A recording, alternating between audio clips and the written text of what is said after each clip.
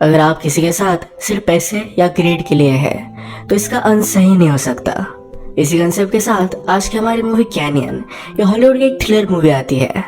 Start करने से पहले मैं आप सबसे रिक्वेस्ट करता हूँ, अगर आपको वीडियो अच्छा लगता है तो प्लीज इसे लाइक और कमेंट जरूर कर दीजिएगा। अब बिना किसी देरी के एक्सप्लेनेशन स्टार्ट करते हैं। मूवी की स्टार्टिंग में हम हमारे 4 मेन कैरेक्टर को देखते हैं। ये मूवी हमारी हॉलीवुड में सेट हुई है।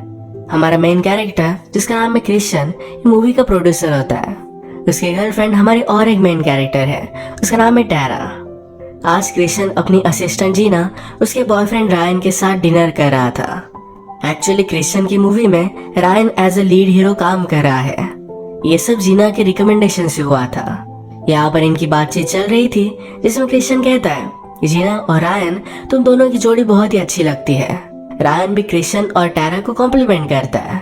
इसे एक्सप्लेन करते हुए क्रिश्चियन ने कहा कि हम दोनों एक दूसरे के साथ तो है, पर फिर भी हम किसी और के साथ इंटीमेट हो सकते हैं, पर सिर्फ एक दूसरे के साथ होना होता है। इसका मतलब है टैरा और क्रिश्चियन ये दोनों डेटिंग ऐप यूज करते हैं। घर पर लड़के लड़कियों को बुलाते हैं और उनके साथ इंटीमेट होते हैं, पर ये सब एक दूसरे के सामने ही करते हैं।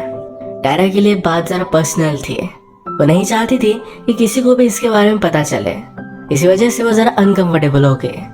क्रिश्चियन को लगता है कि इस तरीके से रिलेशनशिप होने की वजह से वो टैरा पर ट्रस्ट कर सकता है। ये सारी चीजें रायन को बहुत ही अजीब लगी। क्रिश्चियन कहता है कि इसमें अजीब कुछ भी नहीं।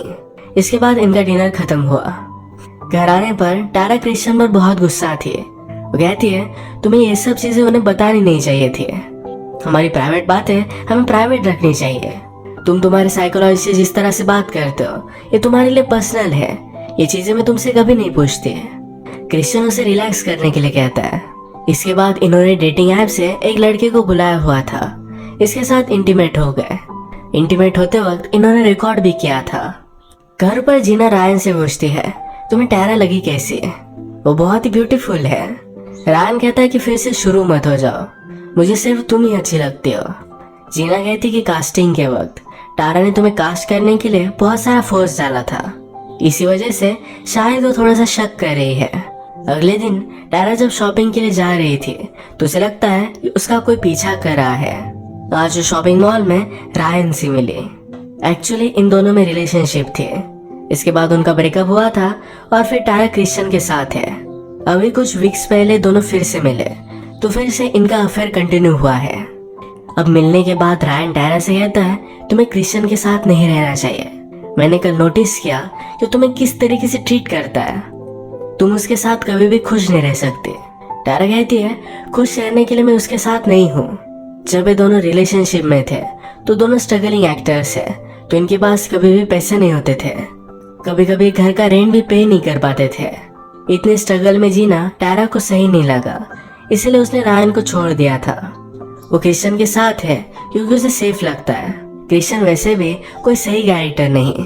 उसके एक फ्रेंड है जिसका नाम है सिंथिया। वो हमेशा उसके पास जाता है और डायरेक्टली इंटीमेट होता है।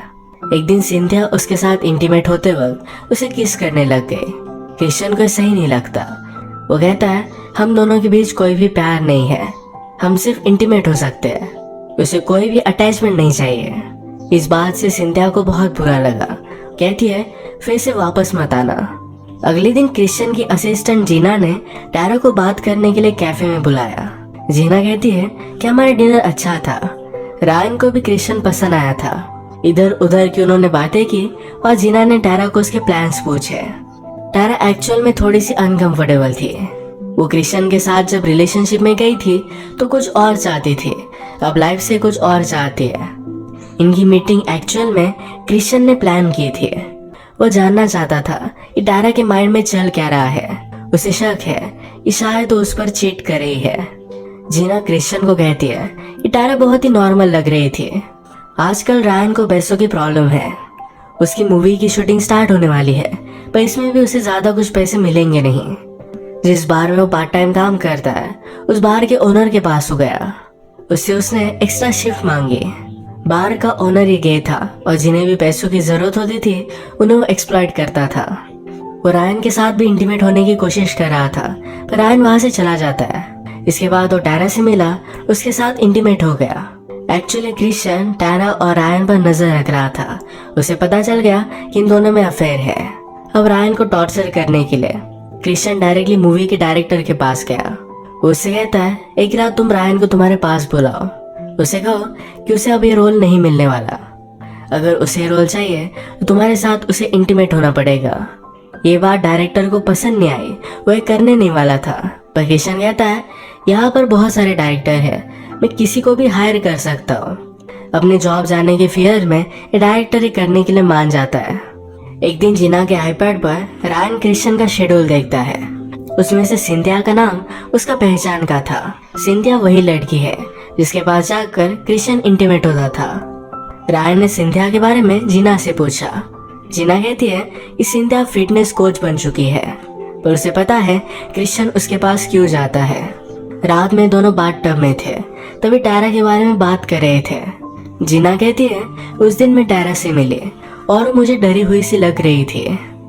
आज रात ही रायन को डायरेक्टर का कॉल आया। जैसा क्रिश्चियन ने डायरेक्टर को कहा था रायन को ब्लैकमेल करने के लिए, वही डायरेक्टर ने किया। रायन को अपना जॉब रखने के लिए डायरेक्टर के साथ इंटीमेट होना पड़ेगा। इस बार अपने हालात से रायन तंग आ चुका था, वो कॉम्प्रोमाइज कर लेता है। अगले दिन टैरा को एक मैसेज मिला जिसमें लिखा था, तुम्हारी लाइफ खतरे में है। ये उसे बहुत ही अजीब लगा। वो क्रिश्चियन से बहाना बनाती है कि अपने फ्रेंड से मिलने के लिए जा रही है। जिसने मैसेज किया था उसे मिलने के लिए जा रही थी। क्रिश्चियन को समझ में आ गया कि कुछ ना कुछ तो गड़बड़ है। वो टैरा के रूम में जाकर उसका मोबाइल चेक करता है। टैरा ने अभी भी नोटिस किया कि उसका कोई ना कोई तो पीछा कर रहा है। टैरा एड्रेस पर पहुंची तो एक्चुअल में सिंथिया का एड्रेस था। सिंथिया कहती है, क्रिश्चियन जब तुम्हारे साथ रिलेशनशिप में आया उससे पहले वो मेरे साथ था। टैरा कहती है, ये कोई बड़ी बात नहीं, उसकी बहुत सारी गर्लफ्रेंड रह चुकी है, उसे इससे कोई भी फर्क नहीं पड़ता। सिंथिया कहती है, क्रिश्चियन बहुत ही डेंजरस है, मुझे पता है कि वो तुम्हारे साथ भी गेम्स खेलता होगा। टैरा कहती कि हमारी रिलेशनशिप अलग है, तुम इसे समझ नहीं सकते। सिंथिया ने कहा, हमारी रिलेशनशिप भी तुम्हारी तरह ही थी। एक दिन उसने बहुत सारे लोगों को घर पर बुलाया, मेरे साथ वो जबरदस्ती इंटीमेट हो गए, मुझे हॉस्पिटल में एडमिट करना पड़ा था। वो वार्न कर रही थी कि क्रिश्चियन से दूर चली जाए। टैरा कहती है, तुम केयरफुल नहीं थे, क्रिश्चियन मुझे कभी भी हर्ट नहीं कर सकता। वो कुछ भी बात नहीं मानती और घर आ जाती है। जैसे कि हमें पता है क्रिश्चियन ने टैरा का फोन ले लिया था।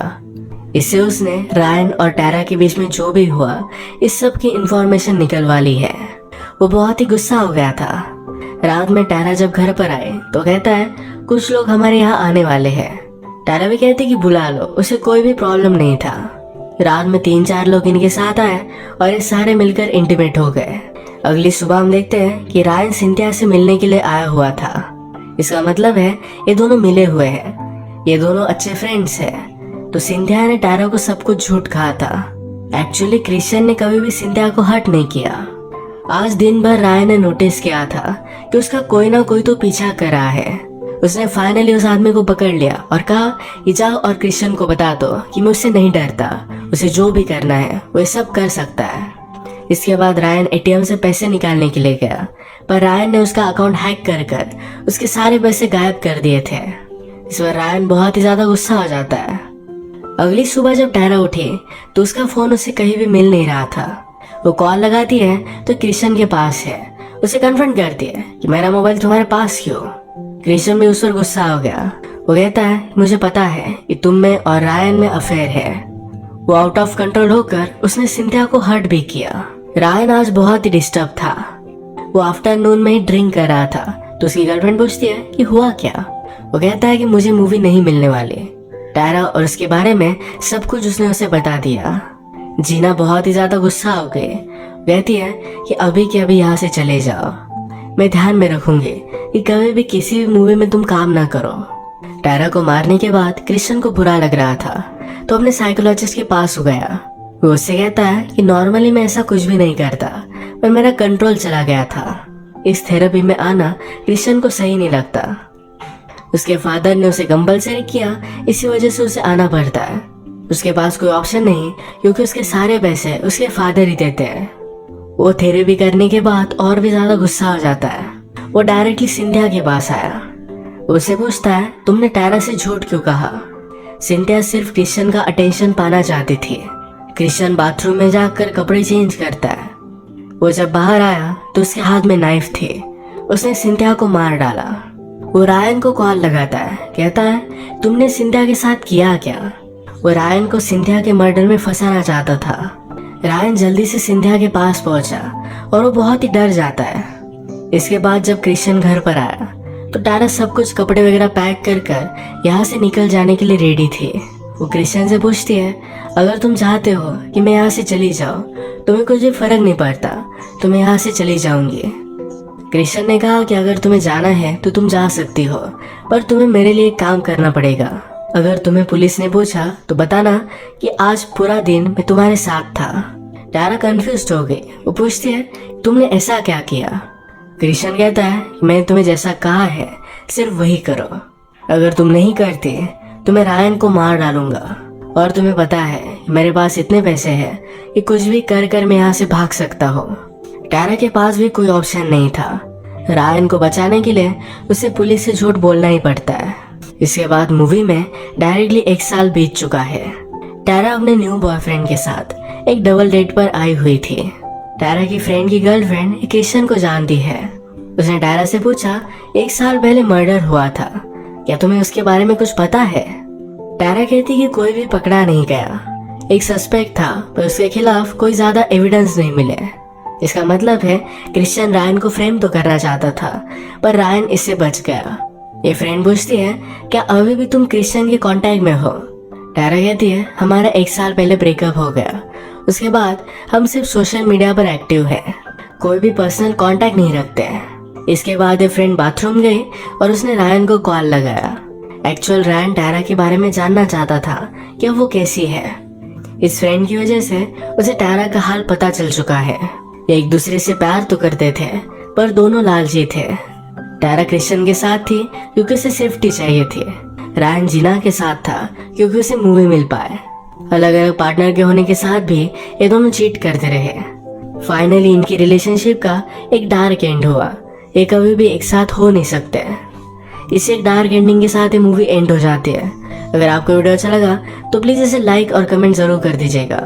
मैं बहुत सारी मूवीज़ लेकर आता रहता हूँ, तो प्लीज़ इस चैनल को सब्सक्राइब कर दीजिए और बेल नोटिफिकेशन आइकन दबाना मत भूलिएगा। हम फिर से मिलेंगे और एक नई मूवी के साथ। तब तक के लिए थैंक यू और आप अपने आप का ख्याल रखिए।